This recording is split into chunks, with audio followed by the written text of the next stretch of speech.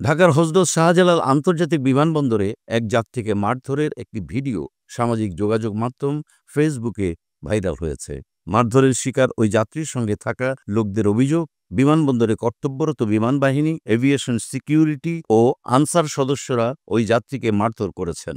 তবে শাহজালাল বিমান কর্তৃপক্ষের দাবি, আগে ওই যাত্রী বিমান বাহিনীর এক সদস্যের উপর হাত তুলেছেন।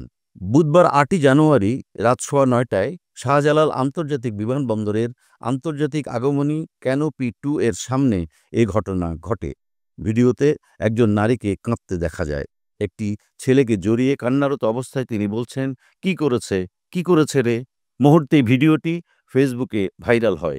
ভিডিওতে ছেলের মুখ ফোলা ও বাম চোখে রক্ত জমাট বাঁধা দেখা যায়। ভিডিওতে ওই নারী অভিযোগ করেন, অতর্কিতভাবে বিমানবন্দরের নিরাপত্তা বাহিনীর সদস্যরা তার ছেলেকে মারধর করেছেন। তবে আহত ওই যাত্রীর পরিচয় নিশ্চিত হওয়া যায়নি।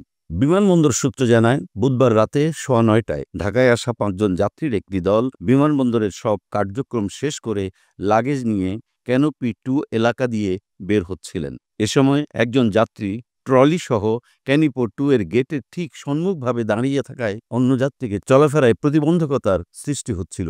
একই সময় বিদেশ থেকে আগত যাত্রীদের চাপ ছিল। সে সময় একজন নিরাপত্তা কর্মী ওই যাত্রীকে ট্রলিসহ কিছুটা সরে দাঁড়ানোর অনুরোধ করেন, কিন্তু তিনি তাতে কর্ণপাত না করে দাঁড়িয়ে থাকেন।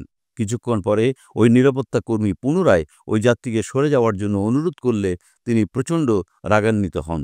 এক পর্যায়ে উভয়ের মধ্যে হাতাহাতির ঘটনা ঘটে। বিমানবন্দরের সিসিটিভি ফুটেজে তা সংরক্ষণ রয়েছে। এ বিষয়ে শাহজালাল আন্তর্জাতিক বিমানবন্দরের নির্বাহী পরিচালক গ্রুপ ক্যাপ্টেন কামরুল ইসলাম বলেন, দুই পক্ষের বাকবিতণ্ডার এক পর্যায়ে একজন নিরাপত্তা কর্মী ওই যাত্রীকে শান্ত করার চেষ্টা করেন।